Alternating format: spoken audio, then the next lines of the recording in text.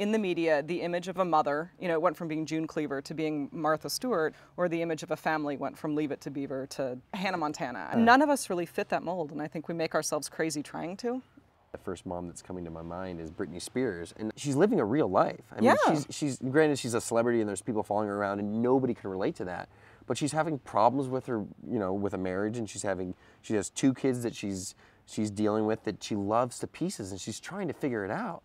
Well, I mean, that's a terrific example, actually, of how poisonous the media can be. Yeah. It seems like such an opportunity to me, for the media or for somebody who talks about parenting, to say these are the real pressures that people have. How do we set a positive example of things that are real and genuine? Because I don't think that any of us are all that different. If she comes out and talks about her issues, how many people are going to learn from that? And how many people are maybe not going to make some mistakes because she said, like, it could help so many people. This is what I did. And I think she can impact people in such a positive way. I think that would be great. But if celebrity is what we need to use in order to elevate the conversation, let's use it. Yeah. Let's do it. I don't think we have any other choice right now. No. I mean, this is the perfect time to do it.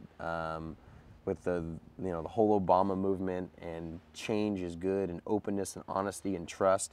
I do want to talk about Jason's place, because I think you're right that there needs to be a place where people can come together and have genuine dialogues about parenting. So tell me about Jason's place. What's your goal with that? It's a community place for people to talk about what's going on in their life as far as single parents go. Yeah. I want to hear the topics that they want to talk about. Right. So the bottom line to me, men, women, it doesn't matter, because we're all facing certain problems. And I think you're going to be able to come onto our site and fit into a certain category and identify with a community that's in your category. I go back to the very day I became a single parent, and I didn't know where to go. Yeah. I mean, it took me a full year before I found a support group that was a divorce support group. And everybody in that group was about 30 years older than I am. And that was I'm not going to complain about that ever. But if I could have found a group of people immediately that, one, was going through it at the same time as me, or had kids that were the same age as Ty, or some people who had been through it before, and we could just sit and talk about it. And so this is really a community place where we can do that. What about hoping to provide guidance or experts? Absolutely. So there's going to be a support from from peer to peer, but there's also going to be experts that are going to be on there. Some people are going to need legal help. Some people are going to need therapy help. Some people are going to need, you know, guidance as far as where you can meet with other people in the community. Some people are going to need to know, hey, you know what? I'm a single dad, and my wife always took care of, like, the car seats and the cribs and all that kind of stuff. And what's the best one? What's the safest one? You know, co-parenting, you know, possible step parenting, me and dating, you know, what's it like? You know, what should I be looking for? Now, to be fair, most of us don't do the dating thing on TV. Yeah. So and I would, you're alone in the peer group. Yeah, and I don't know if I would recommend. I don't know if I would recommend that to anybody. I mean, it's a unique thing that. You know, fortunate or unfortunate, only a few of us have gone through. But if it gets me to a place now where we can sit there and talk about more important issues, that's what it's about. I love the idea of more important issues. Yeah. 'Cause it's very funny to me. You took this public and admittedly, I think, kind of ridiculous dating relationship thing that was, and then channeling it into something that's really genuine and intimate. And I like that. Yeah, that makes me happy. I really think that most people, and I mean, I'm not going to say direct names because I don't know, but they go into this hoping that they're going to become famous, want to be on the red carpet, want to become an actor or an actress. That's not you. Know what? But what if all those people came into it saying, you know what?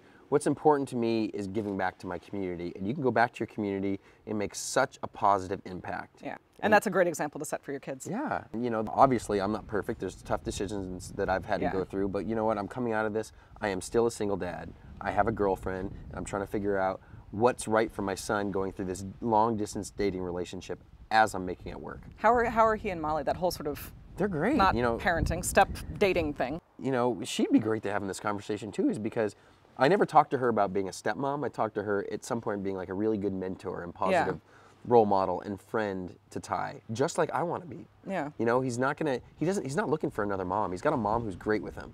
So how does she feel as she's dating a single dad? Yeah. How do I feel as a single dad dating somebody who doesn't have kids?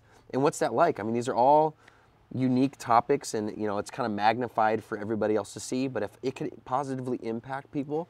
The interesting thing to me there is kind of redefining the notion of family. Yeah. You know, right? There's absolutely. This nuclear family thing that popped up in the 1950s in the United States, but now there's single parents, adoptive parents, gay parents, you know, there's all of these collections of things. So how do we going forward redefine family such that all of those relationships are valid and positive and good?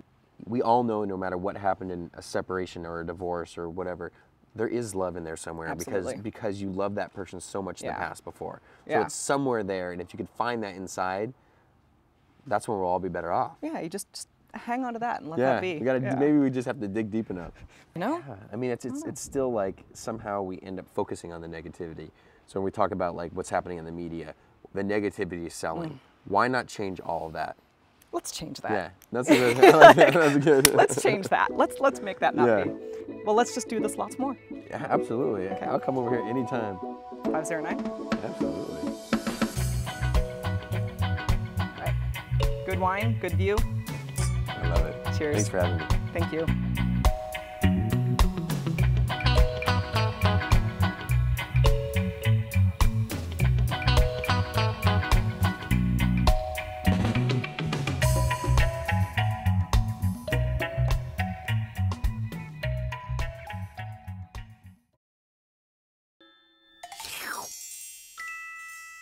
Brain candy.